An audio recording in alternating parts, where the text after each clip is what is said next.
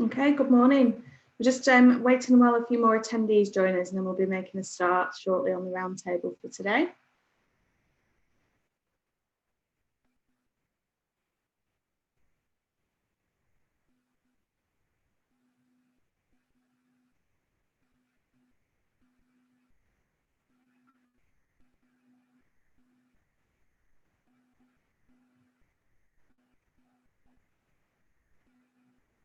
Okay, well, good morning, everyone. Thank you for attending today.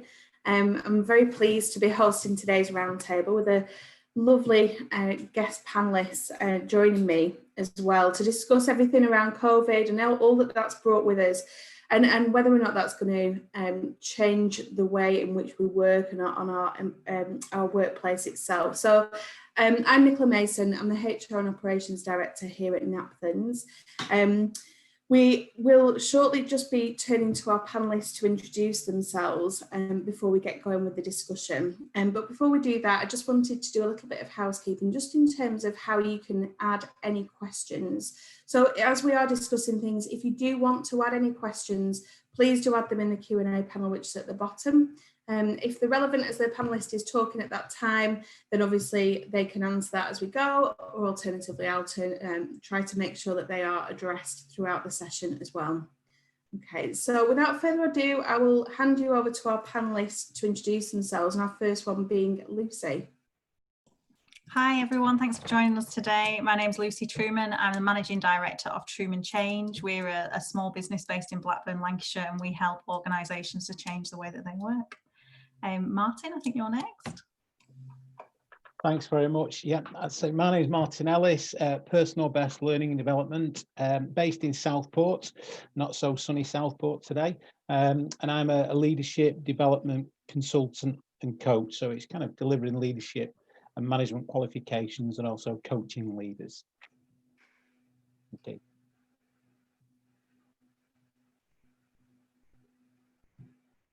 With Stephanie. Hi everybody, my name is Stephanie Buck. I am a people director or HR consultant, so I deliver HR and people solutions to businesses of varying sizes in and around the London and surrounding areas. Anything to do with strategic growth, engagement, and your traditional sort of HR housekeeping. So looking forward to chatting to everybody today.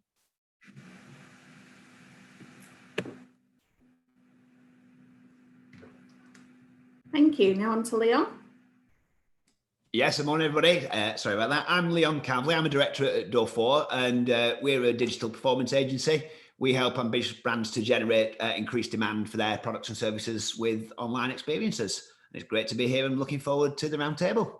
After me, I believe that it is Lee. Good morning, everyone. It's a pleasure to be with you on this not so sunny morning here in Lancashire. I'm Lee Chambers, and I am the founder of Essentialised Workplace Wellbeing. I'm an environmental psychologist and wellbeing consultant, and the majority of my work involves SME wellbeing strategy and bespoke delivery within wellbeing, inclusion, and belonging. And now pass on to the next person. Good morning, everybody. I'm Michael Luff. I'm the MD of a company called Blue Wren. We're based in Preston, Lancashire, and we specialise in software, and we are all working remotely and doing okay at the moment. So I'm happy to share our experience and what bids for us in the future in terms of how we maybe try and get back into the office. And handing back over to Jenny. Hi there. Hi, Michael. Thanks very much for that. So thanks for everybody for joining us. My name is Jenny Hayes, and I'm the head of the People Projects team, which is a HR consultancy of Napthans. We essentially support our clients with outsourced HR services, anything from strategic support, project support, also looking at employee relations issues as well. Everything that you would find in an in-house HR service, but outsourced. I'm really excited to be on this not so round table. It feels like a bit of a rectangle table, as it were, but I'm really excited to hear what everyone's got to say today and have a good old chinwag. Thank you. That's great. Thank you, everybody. So looks like we're all up for a really good discussion today. Obviously, the main topic, which is one that I am going to kick off with, is around whether or not COVID and all of those effects are going to change our workplaces for the better. And I thought a good place for us to start with that discussion is heading over to Lucy, who has recently, as part of her consultancy, provided a white paper, which is actually available for download on LinkedIn and has some really good insights on there. So if you haven't already, do check that out, because it is a free download on there. So Lucy, do you want to start us off with the discussion around what you're seeing and certainly what your findings were from that paper? Thank you, Nicola. So we specialise in how organisations manage change, and I think really for me personally, going through this summer, it just became very obvious that a huge amount of change had happened in such a short period of time. Now, we tend to work with public sector organisations that sometimes have a reputation for being a little bit slow making change happen. And I think what was really fascinating about COVID was that although the problem was new and felt very out of the blue, the solutions which organisations applied to that problem were not new solutions. So what we found when we started talking to organisations about what sort of change they'd made, it was things like being more agile, working more remotely, working more with partners and neighbouring organisations. And these were things that we've all been talking about for a number of years. But what was different was that they happened overnight. So previously, a big organisation, say, a local authority with 4,000 staff, might have expected if they were going to go to a remote working basis, a fully remote working basis, that kind of project would have taken 2 or 3 years to do. And actually, it took 2 or 3 days in some cases. So huge, massive institutions just pivoted and made significant change happen overnight. So I think that's the really obvious things that we saw. But we also saw some things that once we got under the skin of it and started talking to people in more detail, weren't quite as obvious straight away. But things like a reduction in hierarchy and people being more human, which I thought was really positive. So I always joke that I'm not very good at being professional. Whoever I work with, if I've had an argument with my fella the night before, they know about it. And very much what you see is what you get. But not everybody is like that. And it's interesting that what you would have thought would have happened as people become more distant is that they would, perhaps become a little bit more professional, a little bit more robotic. Actually, that was stripped away. And I think in some ways, COVID has impacted all of us as people in such a universal way. I know people will have been impacted in different ways, but everybody has been impacted in a very human way. Everybody's worried about either the economy or their job or their family members, or they might have elderly relatives. Everyone's been impacted. And in some ways, in the organisations we spoke to, that actually created a more human approach to leading people and enabled managers and leaders to kind of, again, this different way of communicating, seeing I've got a kitten that may put in an appearance at any point during this call, and lots of people have got kids and family members, and so something about it stripped away some of those kind of hierarchies and formalities, which I think has been really positive. But I would say the obvious big change was working behind a screen instead of being in the office, which has huge benefits to people like me. I work all around the country, so not doing that has been lovely. It does present some challenges as well in different ways of communicating, but I think also that just changing the way that we connect with each other, I think, has been a really positive thing. Okay, and what I am quite interested in is where you were talking there about the public sector typically being quite slow and then all of a sudden having to go through this change. I almost wonder if you reflect on sort of the Kubler-Ross change curve, have we had to kind of force people through that? Is that what you've been seeing, or not really? Has it just, has that typical model been followed or not? I think so. I have views about the Kubler-Ross change curve. I did make a video about it actually, right at the start of, probably not right at the start, but a few weeks into lockdown. The Kubler-Ross change curve actually comes from studies around bereavement and death. It doesn't come from studies around change management. And I don't think it should be presented like this. I think it should be like if you put a ball of string and like just dropped it on the floor. That's actually what the emotions of change feel like. It's very chaotic and it's not linear. And I think that actually COVID has probably really brought that home to us, because the emotion's been even heightened. And I'm sure all of us have had experiences in the last few months where we've not gone like this, we've gone like this.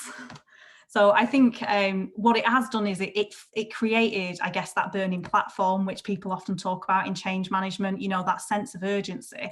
And the thing about the public sector is, you know, people that go and work in the public sector, they tend to do it because they have a passion for, whether it's children, whether it's for vulnerable people, they tend to have that passion. It might be for their place, their local place that they live in.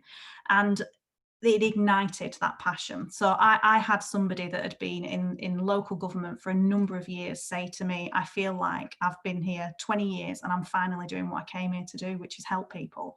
Because there was something so immediate about, from a local government perspective, it was, we need to make sure that the people that are shielding can get food. So entire massive food banks were just set up out of nowhere overnight, because there was that very real immediate need to do something. And I think the main learning for me that's come out of it from a change management perspective is that when you have that clarity and that single focus, whether it's make sure people can get fed, whether it's make sure that people don't need to come into the office, it's something that's single and clear, people will move mountains to make that happen. What we tend to do in bigger organizations is we come up with change programs that have got like 25 different things that are all interlinked and we don't quite understand them. But actually what it gave us was a very clear single, this is what we need to do. Now, I do worry about the emotional impact of the second wave that we're now in Lancashire very much well into, because I think that a lot of the good stuff that happened over summer, people were running on adrenaline, and there was an immediate, you know, let's all pull together and make this happen. And I worry that now we don't have sunshine on our side and it's going to be a long few months, that there'll be an emotional impact on that. And I'm sure other members of the panel that specialise in wellbeing, people like Lee, will be able to talk more about that. But I think definitely in the public sector, there was this urgent, clear need. And then that sense of, let's forget about job titles, let's all just pull together and make this happen was a massively positive thing. And I hope that sense of change and that sense of, you know, let's not worry too much about paperwork, let's not worry too much about bureaucracy, let's literally, if we have to go to, you know, the supermarket and buy food and deliver it to people's houses, that is what we will do. That sort of behaviour in big organisations is not always there. So I think there's been some real positives come out of it from that point of view. Absolutely. And I think you're right, Lucy. So if we just turn to you, Lee, in terms of what you've been seeing and whether or not it is the case that people are almost getting this kind of fatigue with the current situation, and how do we keep people sort of motivated and inspired to keep dealing with what keeps being thrown at us? Obviously, we're all waiting on this new announcement today and what that might bring for us. So is it the case, Lee, that you are seeing more companies come to you with this challenge? There's certainly significant challenges that we're going to face going through. And obviously, as Lucy alluded to, in the initial lockdown period, we were just entering the spring equinox and things were getting lighter, brighter, warmer. And we did have a particularly good run of weather, which allowed people to get outside and access that sunlight and just generally be more uplifted.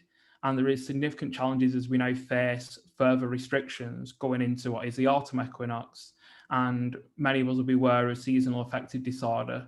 And even those elements affect people who don't have that disorder directly.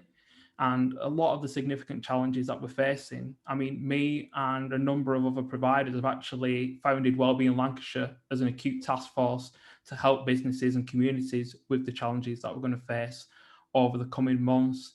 And from a client perspective, we are going to face a significant mental health crisis from the resulting underlying anxieties caused by the pandemic, and ultimately all the other offshoots that that's causing. There are considerable financial well-being implications for people being made redundant. Those skills challenges and diversification are leaving people to feel lacking in value, feel like they're struggling, feel less purposeful. But overall, psychologically, there is a significant impact, and that is going to be amplified over the next few months. In different sectors, there's actually different challenges. People who've been furloughed are actually feeling less valuable. They're feeling that they're going to be the first in the line for redundancy. they have actually, some of them, been out of that particular role and professional loop for maybe up to 6 months, which, given how things have sped up, digitization has increased exponentially at a rapid rate, they're going to be coming back potentially, feeling that they're actually been left behind. On the other side, we've got people who have been ultimately there through it, both essential workers and those that have managed to keep the positions. They will have worked to keep many of Lancashire's best businesses afloat during this period. A lot of them are suffering from burnout and from chronic levels of stress from the type of work that they've been doing in what has been quite an unstable and uncertain time. And through that turbulence, there's going to be elements of conflict that need to be dealt with over this period as people come back in. People have been working incredibly hard. There's also the kind of almost a survivor guilt of people who are now seeing people have been made redundant. And when we're in the office, there was always a process. Someone was made redundant, they would pack up the desk, they would say goodbye, they might have a goodbye leaving party. Now, people are actually seeing people on a Zoom call, and then that's it. They actually have to make an intentional decision to actually get in contact with them, and that's incredibly difficult for the people who are left, as well as the people who are being let go. And because it's so multifaceted and our psychological health is being impacted from a number of angles, it's very difficult for people to really ultimately alchemize that and find a way to become more resilient. And yet, for me, it's very much businesses communicating and making sure that that communication is both congruent and people can comprehend it, because the understanding of that communication is absolutely vital. And as Lucy alluded to, we did have a tendency, especially in some of my clients, that when you went into the office, you left your human being at the door and went into the office and became your role. And this has rehumanized a lot of companies, the ability to actually interact with each other from your own comfortable home environment. And that domesticity is then brought and bled into some businesses that I work with, which is absolutely vital, as all of a sudden, you know, that hierarchy, it has been a bit squashed, it has become a little bit melted. But ultimately, the psychological challenges that we face going forward, businesses are going to need to be looking at becoming more resilient from a business perspective, but also ensuring that they continue to communicate, have participation, and workers, employees, if they have an idea of the future path, if they continue to be kept in the loop and management ultimately keeps checking in with them, that is a massive part of them feeling included within the culture and within the values of the company. And that in itself offers a level of protection that's really powerful in times like this. Yeah, absolutely. And I think it's important. I mean, we talk a lot about, you know, how we've managed to almost rehumanize businesses. I do wonder, Michael, around the process points that we talk about, you know, have we had to re-engineer a lot of processes very, very quickly, to kind of Lucy's point? And what sort of trends are you seeing with businesses and how they're going about that? Yeah, so we're heavy on process. Our business is a software business, and we specialize in helping manage process, and we have gone through it ourselves. So where historically, a number of years ago, it was a lot to do with individuals, their understanding of the role and what their job was, and not having a clear process that everyone understood. What then happens is, if you then work in a remote environment and you're then separated and you haven't got that same level of visibility or that same level of interaction with your colleagues, if you haven't got a clear process, it falls down very quickly. And then as a result, your productivity drops, because you don't have that visibility, you don't have that level of collaboration, and therefore you get frustrated, and therefore you feel disenfranchised, and you feel ineffective. And so that's when your psychological and your well-being starts to have a hit. So the thing we recommend 100% is get some clarity in your process. And that doesn't mean turning your people into robots. That means having clarity on what the sales process, what is the sales process? What is the service delivery process? What is the customer complaint process? What is the onboarding process? Because you have to now have some clarity in that, in order for you to then implement it effectively remotely.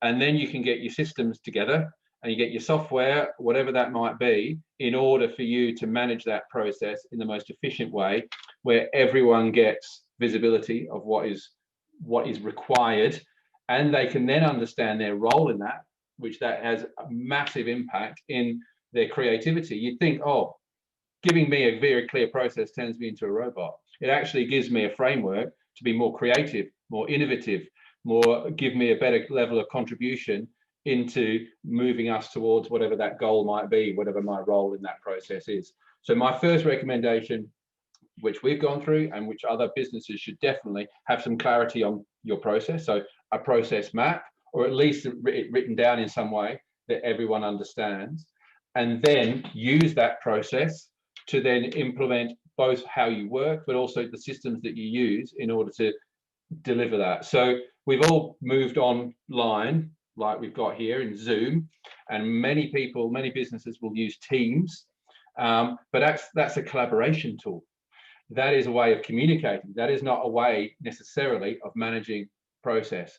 So if you've got, what will happen if businesses who haven't got their clarity of process right, they'll be firing emails left, right, and center. You know, they'll be having telephone calls, or they're having Zoom conversations, and that actually makes you less effective and productive than if you have a central system of some description which matches the process that you want to implement. So we're seeing a lot of businesses having the time, taking a step back and going, we've just run with things because we've always been busy, we've always been operational. Now we've got a time to look at our process and saying, actually, we're not doing it right.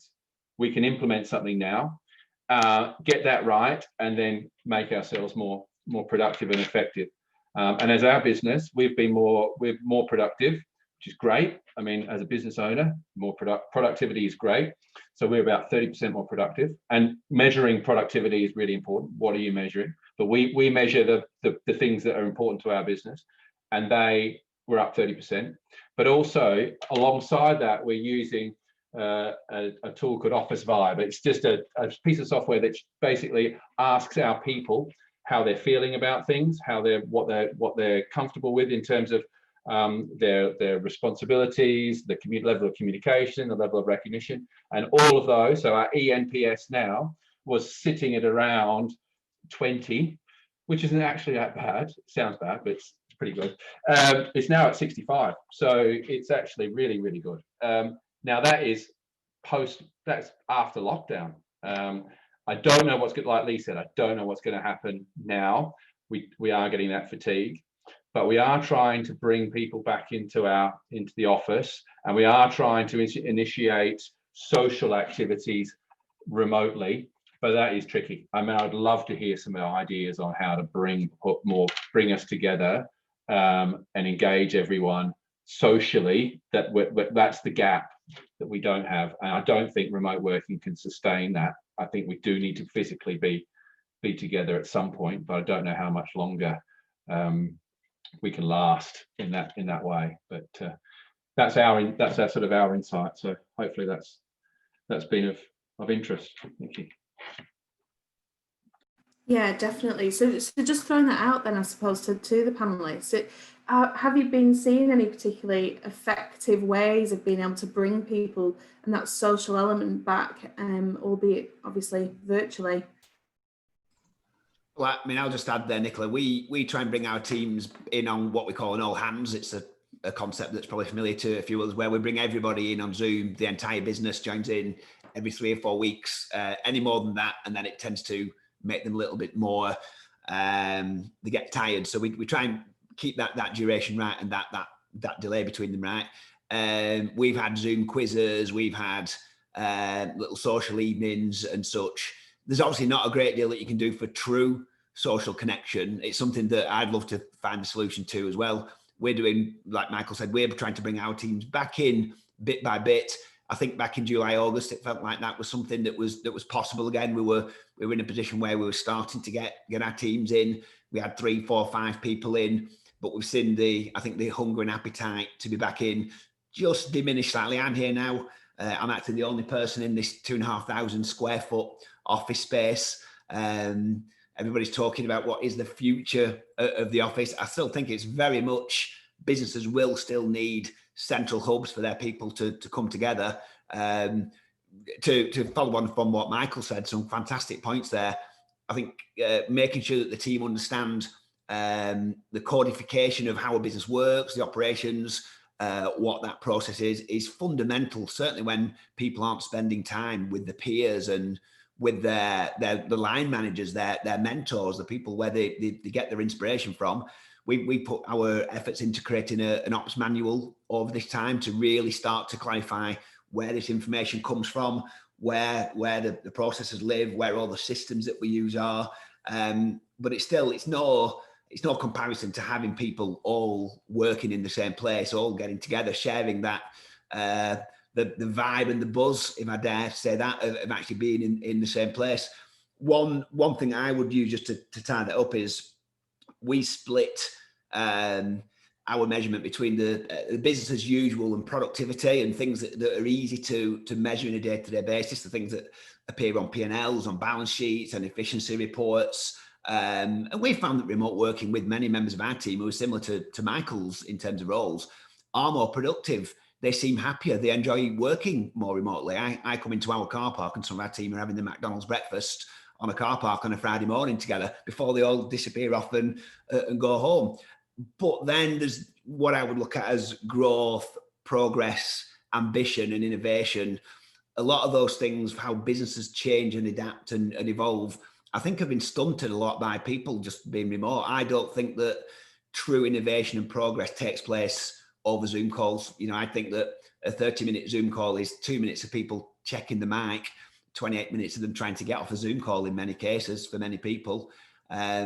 So yeah, to circle back to the social aspect, I think that there's a ceiling on what we can do socially with remote working. I think there's got to be the option of getting people back together face to face in some way. Yeah, I'm interested in this point because obviously, as with my HR director hat on, we very much focus around our strapline. Being together is better, and not being able to physically be together does obviously pose some challenges. But although I think it has become clear that the strength in our relationships and our partnerships has really kind of shone through, and I think all those years that we have spent together have really kind of seen us through.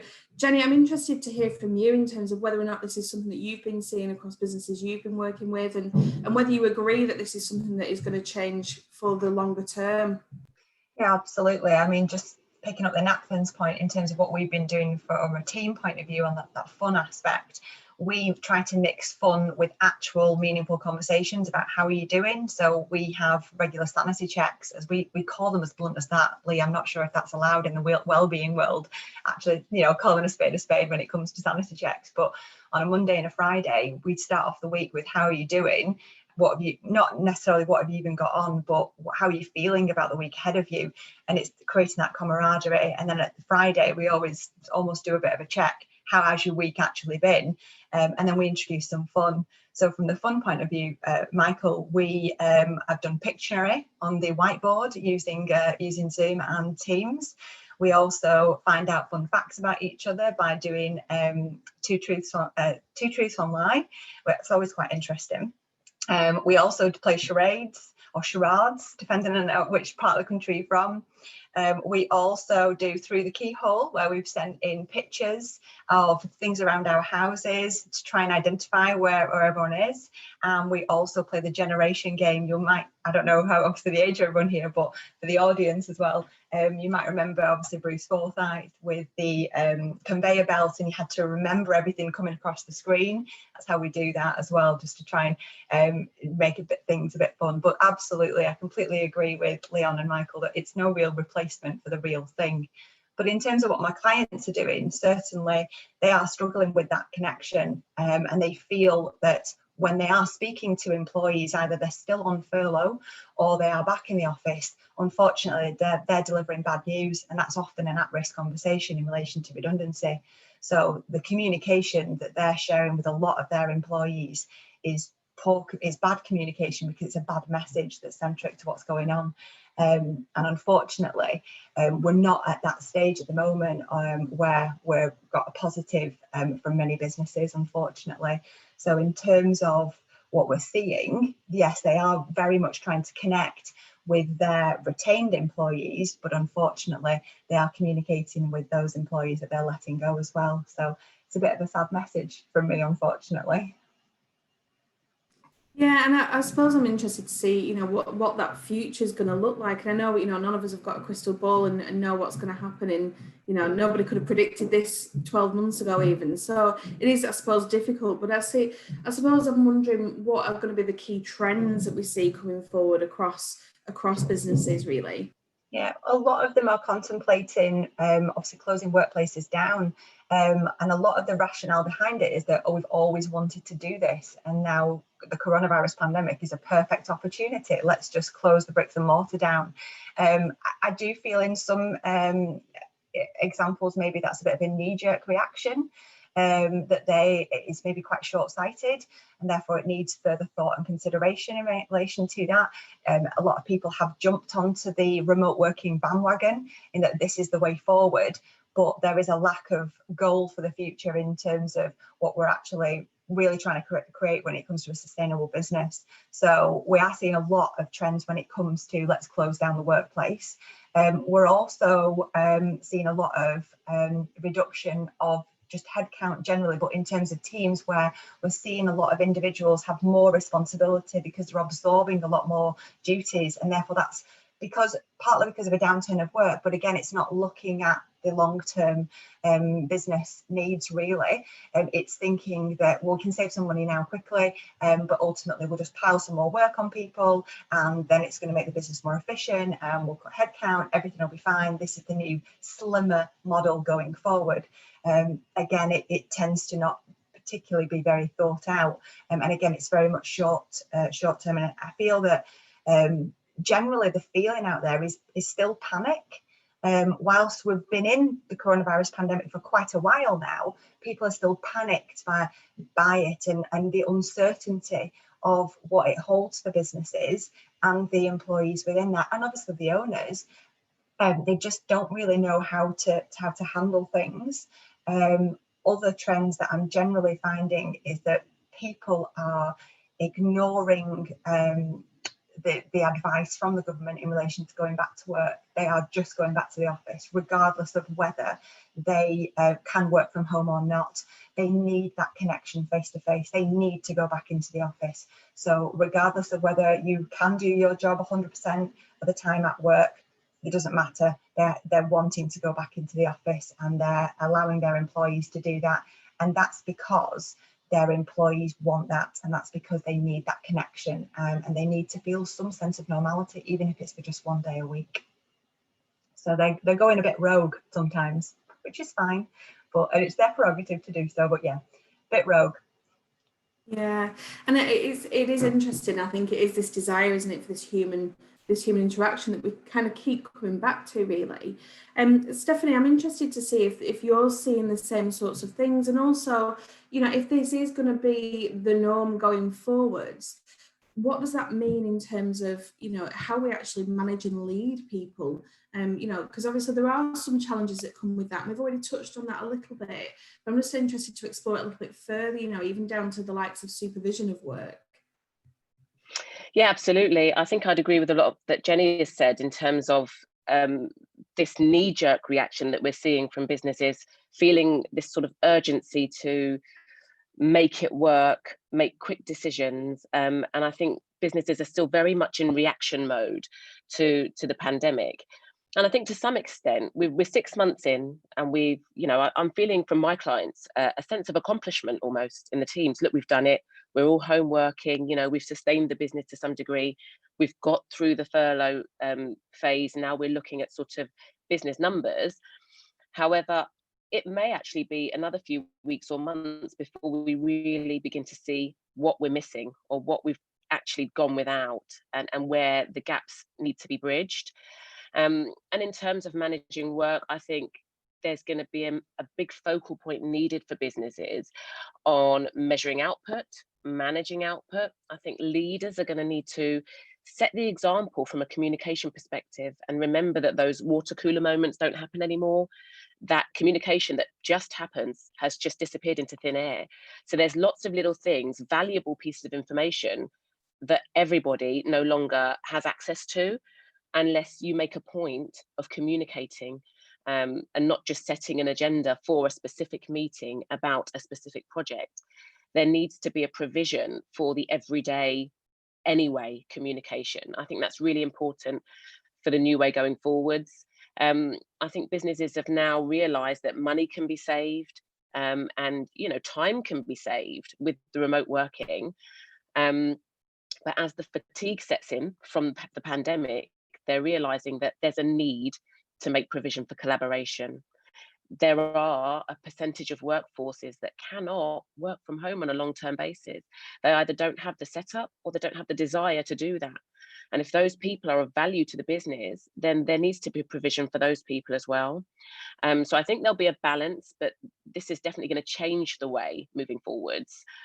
And talking about leaders, I think leaders are going to need to learn actually have already started learning new muscles, new ways of leading. I think they're leading in a smarter way, and finding that, like Lucy touched on, and also Jenny, that duties are being absorbed, and maybe they were a little bit top heavy from a face-to-face perspective, and now that they can lead smarter. But I think one of the challenges that some businesses will face is having to rely on trust, having to operate based on trust, and there's a whole, leadership coaches will know there's a whole world of trust in leadership to be taught and coached into leaders, which I think will be really, really important, because you save time, you save money, you can grow, you can expand, but you need to be able to lead with trust at the forefront. And that's something that our leaders will need to remember and maybe tap into and invest in. And also remembering that observation is no longer there. I mean, people learn and develop, employees develop by observing their managers and observing their leaders. Again, that's gone. So we need to make provision for some of the gaps that are appearing as a result of the COVID pandemic, as well as recognizing the positives. The feedback I've had from my clients is that, particularly working parents, they've been able to merge their working and personal lives so well as a result of the pandemic. And as a result, they're working longer hours, they're way more productive, but they're actually doing more at home, more for their children and with their families. And this has really had a good effect. People are exercising more. And I think that's where the sense of accomplishment has come. And employees that maybe didn't have that respectful regard for everybody in the business is now realizing, oh, that person's really good for this, or, and appreciating the good points in each other as employees. So I think it's done a lot for opening up channels of communication and appreciation, but I think there's a way to go from a communication aspect, and managing the quality of work. One of my clients, QCS, they've already got the traction tools in place. They operate an EOS system, which has absolutely bolstered them through this pandemic situation now, and they're even making them having more benefit from using that system. And businesses may well start turning towards those kinds of systems now, just to make sure that they don't encounter or miss anything as the remote way of working becomes more prevalent. We use EOS. We're massive advocates of that, and it's made a huge positive impact. So I would recommend it to anyone. For those of us that haven't come across that before, do you want to just explain what that is and what it's done for you? Yeah, so it's the entrepreneurial operating system. What it does, it sets, in a nutshell, you're setting 90-day goals, so 90-day rocks they're called, and you are working towards achieving those in a systematic way. So we have a traction meeting across each of our departments. We have 3 departments in our business, and week to week we will identify the tasks or the things that we have to do in order to achieve those rocks, and those rocks have to be able to be measured. So one of our rocks is 1 One of them is to get back into the office, was that. And so we broke that down into what does that mean? And that meant safe, health and safety. It meant one-way system. It meant a policy on how we work, etc., etc. And then we meet every week, and we will go through, and there's a proper agenda to it, and we'll go through any issues that are getting in the way. We'll go through our 7-day actions, and then we'll agree what we have to do in order to move ourselves towards that. There are other elements to it, but that in a nutshell is it. And it just allows you to identify on what's the most important thing at that moment in your business, and in order for you to achieve that rock. And that rock is the most important thing to your business. So we will have this, you still do your day job, but you have, each department has about 3 or 4 rocks, and they're the things that help you move your business forward. So I would recommend having a look at that. I'm happy to share with anyone who wants to ask any more questions. I can share you out some of the good things and bad things around how to manage it as well and implement it. That's great, thank you. No worries. We're just talking a bit there around, obviously, kind of this goal setting approach, and obviously Stephanie was talking a bit about kind of how we develop leaders' skills going into the future to kind of deal with this new way of working. Martin, I'm just interested to hear whether or not this is something that you're starting to see coming through in terms of where people are wanting to develop their skill sets.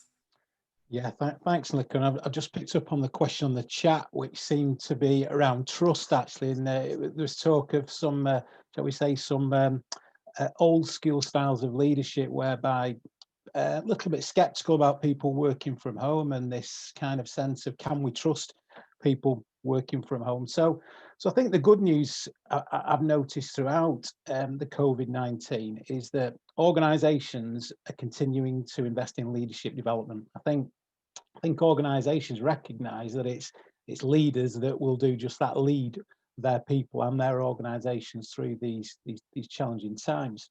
And I think it's a real positive. Organisations are using the apprentice levy, actually, and if anyone's familiar with the apprentice levy, it's a pot of money that's available to organisations.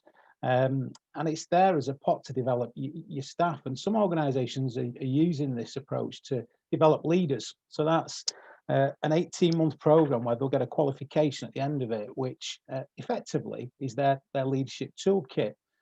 So I think organisations are investing in developing leaders, but nevertheless, leaders are facing challenges right now that they've probably never faced in their lives before. And I think we're seeing that the really good leaders step up to the mark.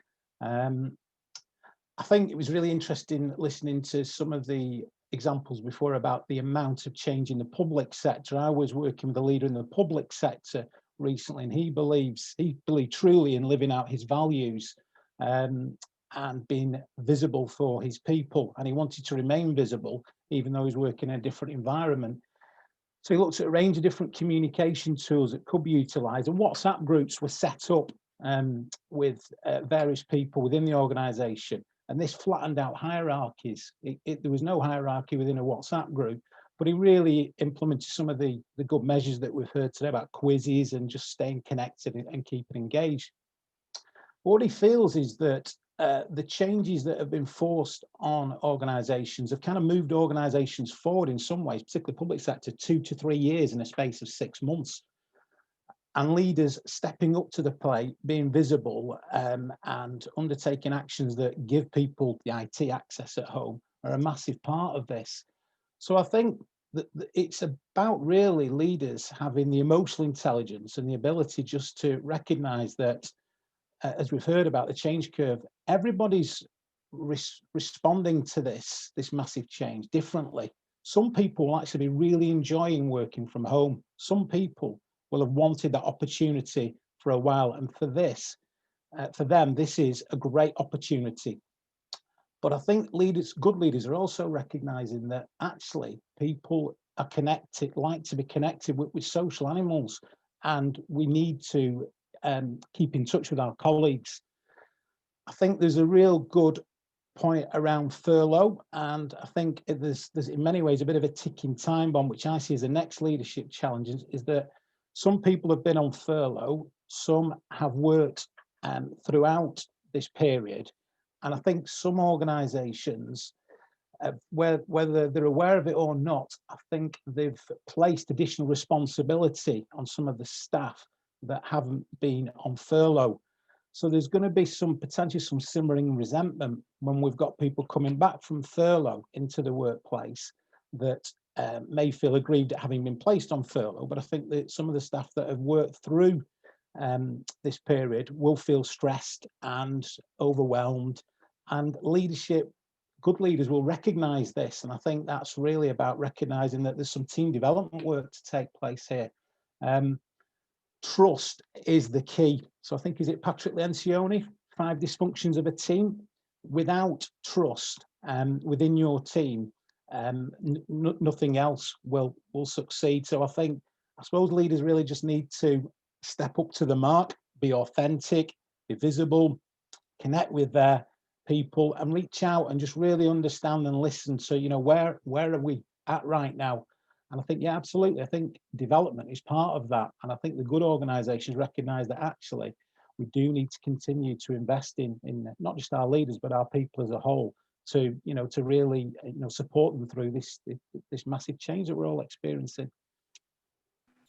Yeah, I agree. I mean, what is standing out to me in terms of what I'm hearing, and in response to the question around how you overcome that old school way of thinking, it seems to be that kind of reports, measurement are helping to build that trust almost with the managers, to be able to demonstrate some real tangible results as a result of what we've had to go through in terms of making that transition to home working.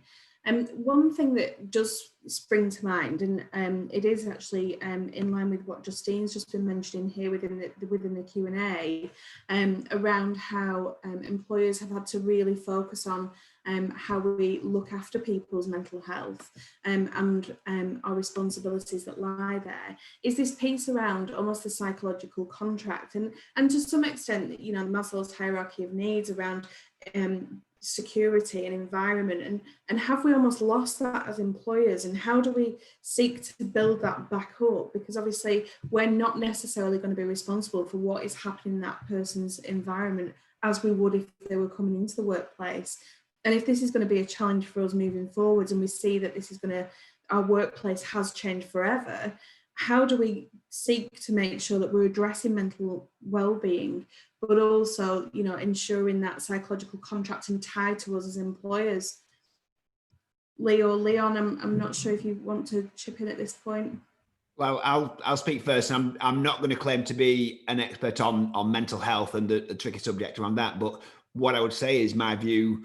I think for any employee to feel valued, recognition, learning, and reward, you know, the 3 things that people really want. I think, you know, I would look at recognition and understand if people are working remotely away from their management hierarchies, away from the leaders, away from the people who they get that nurturing, mentoring, then I think clarity on when somebody is performing a good job, what their mission is, what their purpose is crucial. One area that we really focused on in particular and expanded in lockdown has been our PDPs with our team, and ensuring that they've got documentation around what is expected from them.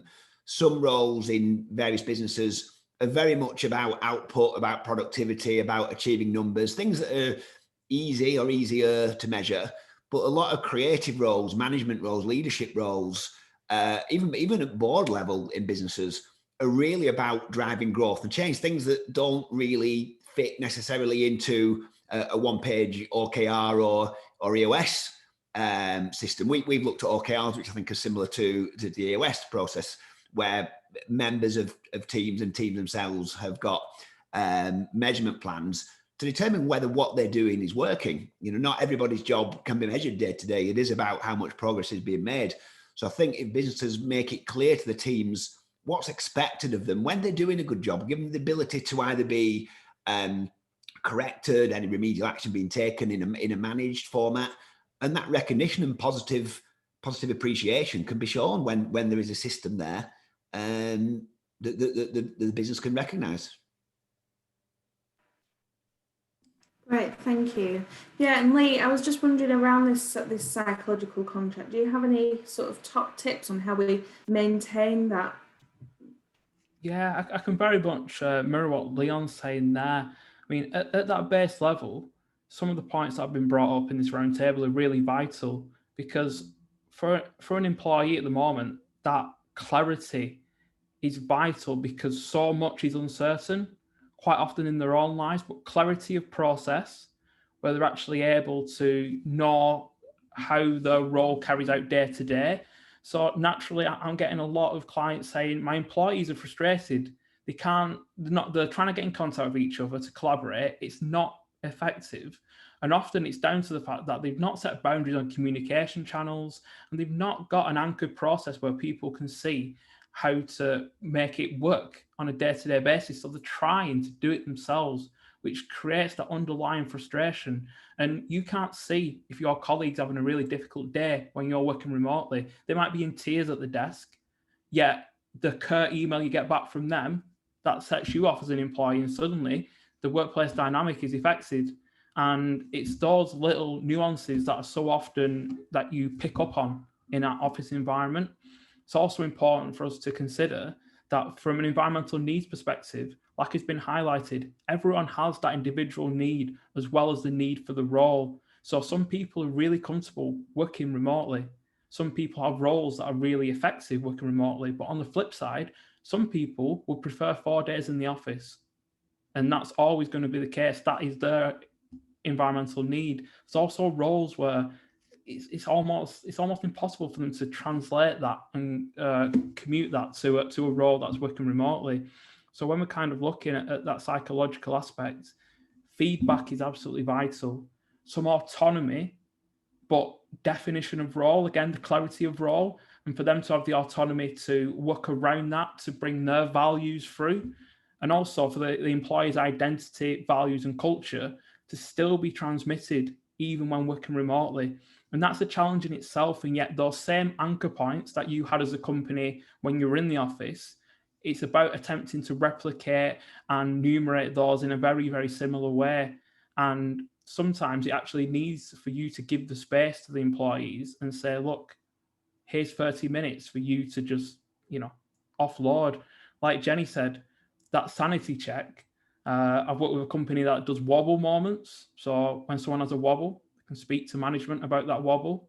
And there's lots of differing ways, but just recreating those moments, the water cooler chat, the coffee chat, because that's so often where collaboration and innovation happens.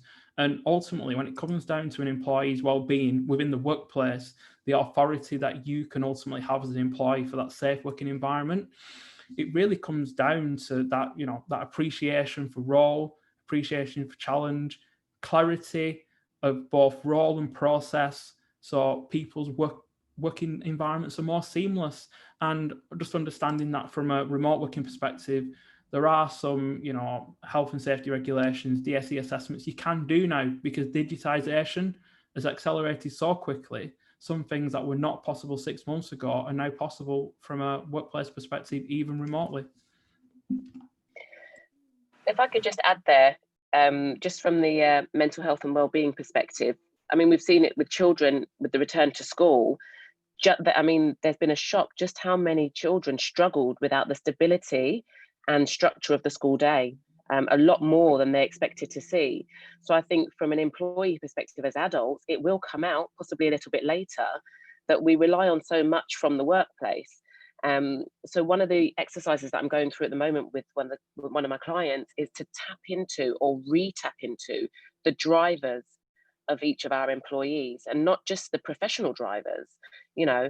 Emotionally, what drives you? What is it that makes you get up out of bed and come to work in the morning? So that we're aware of what drives our employees, and we can tap into those, and we can ensure that we're maintaining their self-worth and they're feeling valued by knowing what's driving them. So we're just repeating that as an exercise to make sure that we're aware of what the employees need. And I think it's a good idea for businesses to think about.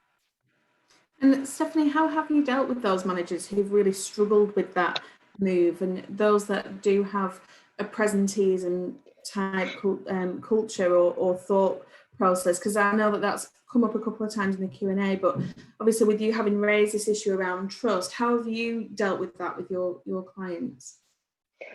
Well, I think with it's been a variety, but with one of the clients, we've gone straight in and done leadership surgeries around trust, around what's needed, you know, and asked them to do a self-assessment. How trusting are you as a leader? You know, how have you benefited from, you know, trusting your employees, imparting trust? What have you got back when you've done that? And then, you know, feeding in from there and developing it. And as with all businesses, you get different types of leaders. So it's about them sharing, you know, their experiences and sharing their abilities to operate based on trust as well. And then educating where it's not quite there. And then you've got, I've got clients who were halfway there, you know, they had a semi flexible culture working week. And they, you know, to some extent, they were operating based on trust. But I think with them, the challenge has been ensuring quality and just, you know, keeping a tight rein. And now that they've had to go fully remote, communicating to the workforce that we do need to pull back in, we do need to check in here, and, you know, to insert different check-in points without reverting over to micromanaging and maybe putting the employees off, and avoiding resistance to change. So it's a fine line, really, because what we want to do is accommodate employees and let them know that we know it's difficult. You know, people have got 3-year-olds screaming in the background about paddling pools in the middle of the summer. And we need to be able to accommodate those situations, but we also have got to impress our expectations that the business has got to run. The leaders do need to know what's happening. There's got to be some level of robust reporting put in place. But ultimately, we trust you. We know you're doing your best. It's got to be a balance of those messages, really. So that's what we've focused on, getting the right balance. I can say what we've done, Nicola. We use we adopt an agile methodology. It's called Scrum, but that means that we meet every single day for 15 minutes. Well, not even that, 10 minutes. Each team meets every single day and says, what did we do to progress? We have a sprint, so we have a 2-week window of things that we will get done. What did we do yesterday? What got in the way? What are we doing today? And it's up to the team to decide what they will get done and what they will achieve. So that's where the trust element comes in, because they're setting their own targets and their own activity, and they're therefore accountable to delivering those. So if they haven't got it done in the first day and they're standing up in the meeting, they have to explain why, obviously, to the rest of the team. By the second day or the third day, it's always done, because you are accountable to your team, you're accountable to the role that you've got. So an agile approach like that really does help, because I was all about presenteeism, I'm not going to lie. As a boss, I was thinking, if you're working from home, you're not productive because you're working from home because of childcare or because of other things, not because, you know, you want to be more productive. Yet by having this approach, which was, we'd always had it, but we've done it remotely now, has really, I'm won over. I would continue working remotely. I'm happy for my people to choose if they want to work remotely or come back into the office. And that has definitely helped us. Thank you. And just picking up on that then, so Lucy, you talked at the beginning around the positive things that this situation brought about. How are you going to make sure that we don't slip backwards and that we do continue to embrace, you know, this increase in productivity that we can see, and the positive sides of what we've been through? So I think we need to avoid pendulum swings at all cost. And I think that's something that's not particularly COVID related. It's something you see in lots of organizations. It's really prevalent in like really public leadership roles, you know, so like if a football team has a manager and they're so focused on getting results that they offend everybody. So then they'll get shut of them and bring a manager in that's really lovely and friendly and then they'll stop getting the results. And it's just backwards and forwards. And I think we all need to try and be mindful of that as leaders. You know, where are we just going to an extreme because it's easy? to just go to an extreme. So I think there is something about applying a bit of critical thinking. I've seen lots of examples of people, of examples in the public sector where working from home is brilliant and where it's not so good. So a social worker, quite a young workforce, so quite a high proportion of newly qualified social workers working in very difficult circumstances. That's a job where actually that journey to and from work creates an emotional barrier. Talking to a family about their children in a very difficult situation where you've got your own kids playing in the next room is not something that's good for you, for your own kind of, that ability to distance is really important in those roles. So I think there is something there about being really conscious to just not be like, oh, I want to go straight back to how I was, or right, I'm going to sell off all my office buildings and get rid of it. That we all need to try and not do that. The other thing I think that often doesn't get raised in this sort of conversation, and I'm really conscious that there's lawyers on the call, so maybe you guys can chip in with a different perspective on this, but actually we have set up an entire system. So it's not just about leadership skills. We've set up an entire system that trades hours. That's what employment law is. And that really hit me when in my own business, you know, when I'm looking at doing payroll or furlough claims, or everything is about hours. And yet my dream is that we move to a more flexible world where some jobs are about hours and some jobs are about outputs. But even though we are trying as leaders to move towards outputs, very often our HR systems and processes, and that's not just in your own organization, it's wider than that, is all based around hours. So there's a challenge there of, you know, don't just look at the behavior change you want to see, look at the system changes that you might need to make in order to make that change happen. And I think really the other thing that's a challenge, and I don't have an answer to, is we talk about the leadership skills that we might need to change, but what about the skills for young people coming into the workplace, where actually it's often a challenge because, you know, they are used to that structure of school, to go from that kind of structured environment to into a workplace where it might be hours based, it might be output based, you might be working from home, you might be working from somewhere else, you're going to have to use your initiative. I think all that is really difficult. So I think to stop us swinging back, we've got to think quite deeply. We've got to think about the bigger picture, the whole picture, not just what I want my staff to do. We've got to think about what support they need, what systems we need to put around them, and what behaviour we reward and how. So I think it is a challenge, but not just related to COVID. Anytime we feel ourselves, oh, we've tried that and it doesn't work, so now we'll try the opposite. It's nearly always a middle ground. Yeah, absolutely. And I think you make a good point there, because one of the things that we do within law firm, obviously we do engage with the younger people coming through from college or university and helping them on that transition into the workplace. Martin, I'm interested in your view around how you best do that, because obviously we're in a stage and an age at the moment where we can't even attend a careers fair or a careers talk without it being through the screen. And, you know, how effective can that virtual learning be? Yeah, in the household, I've got two people who've actually come from university, and they've joined their organisations in the last 2 or 3 years, and I think organisations have got some good practices where appointing mentors. So if you join an organisation, perhaps a mentor or a buddy that's your point of contact that can almost help you get to grips with culture and the way we do things around here. But I think there's also some good practices you can have around coaching people. Ultimately, it's a change, isn't it? It's a big change when you've been involved in the education system for so many years to then move into the workplace, and you could say that you've been institutionalized. So I think you separate to mentoring, I think it's about having organizations that, whether it's through leaders that are equipped, managers that are equipped to coach people and recognize whatever you think of the change curve, just what sort of support people need. And the only way you'll do that is by, you know, asking questions and listening and observing. But I think there's a bigger piece really around business and education just working more closer together. So I think, you know, there has been some work where organizations have got involved in, as you say, careers fairs, etc. But equally, I think there's a recognition that digital skills, for example. A lot of young people coming into organizations, their digital skills are arguably at a much more advanced level than some people who, dare I say, are at boardroom level.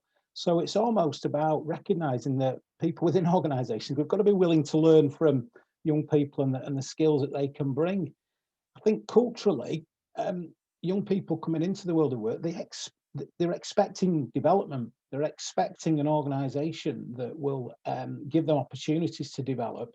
And I think they're expecting a degree of flexibility from an organization. So those leadership skills that we've spoken about, where people can be quite resistant to flexibility and working from home, there's a real clash there, isn't there? A cultural clash. So I think it's recognizing the value and the skills that young people can bring and the behaviors, but also making sure that we've got the support mechanisms in place. I think you can do that both remotely, but I think you can also do that in an office environment as well. Thank you. Just to start to wrap things up then, because I am conscious of time. Jenny, I'm just interested to hear your view on whether or not we think that there is a risk here. I mean, I know we've talked about slipping backwards, but a lot of the conversation we've had is around becoming more of an agile workplace. And in the future, do you think there is a chance or a risk, or whichever way you want to look at it, that we'll almost come full circle and we'll see people want to become back in the office more? Sometimes these people management trends do come full circle, don't they? So just interested to hear your view. Yeah, I mean, it's like fashion, isn't it? Generally, everything comes round after a decade or two. I'm not a change expert. This is for Lucy. However, generally, people don't like change for one reason or not. And, no matter how much they protest that they do like change, they want normality, they want a sense of security, they want the norm for them and that familiarity. So it might be that when it gets too tough continuing on this journey of agile working and not having an office and thinking about computers all the time, that they'll just want to go back to what was safe, and that's generally where we call home. And therefore that's something that the purpose is really important to think about. We've talked about this throughout with the panel discussions.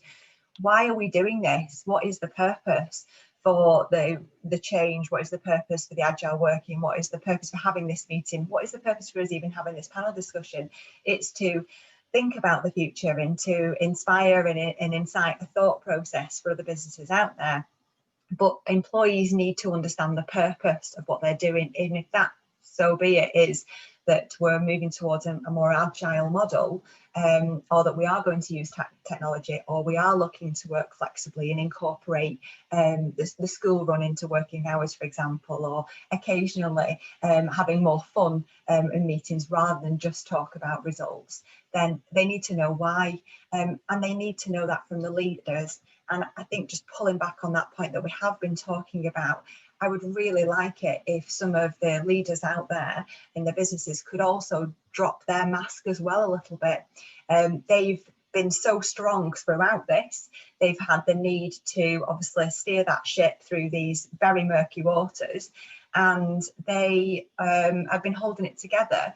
But there's no doubt amongst every one of us out there that, it's been tough. And it's been tough for the leaders as well. And I think showing that human side, the employees could support their leaders just as much as the leaders can support the employees.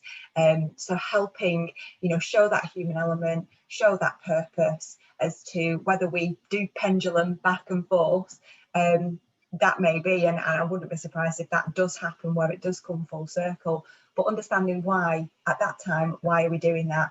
And is it right for the business, and is it right for the individuals, and taking everything into consideration and echoing that employee voice all the time, feeling like they're consulted, feeling like employees in the workforce are important is massive when we're on this journey, for want of a better word, really, because it's really cheesy, that word journey, isn't it? But I do think it describes what we're understanding at the moment, what we're appreciating.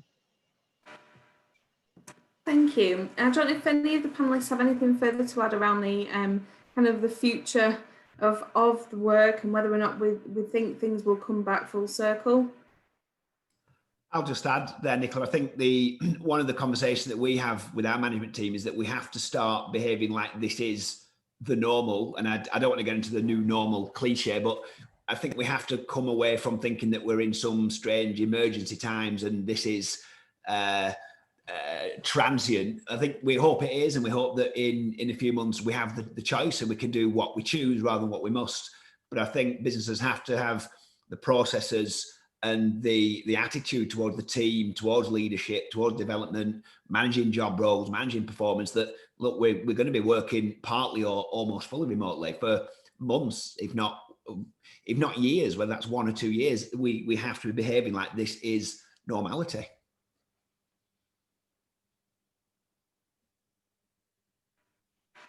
Absolutely. Well, I think that's going to bring us to the end of the roundtable. I think we could probably talk for hours about this. I know I certainly have loads more questions. I hope we can maybe continue them through LinkedIn. So if you haven't linked in with me or any of the panelists, please do so, and I'm sure we can continue this discussion online. But for now, thank you to everybody for attending. Thank you especially to the panelists for your time and for your useful insight and input as well. I do really appreciate it. Okay. Thanks, Nicola, and thanks everyone. Thank you. Thank you. Thanks all. Thanks. Bye everyone. Bye-bye. Thanks, Nicola. Thank you, everybody. Okay. Nice to see everyone. Have a great Monday. You too.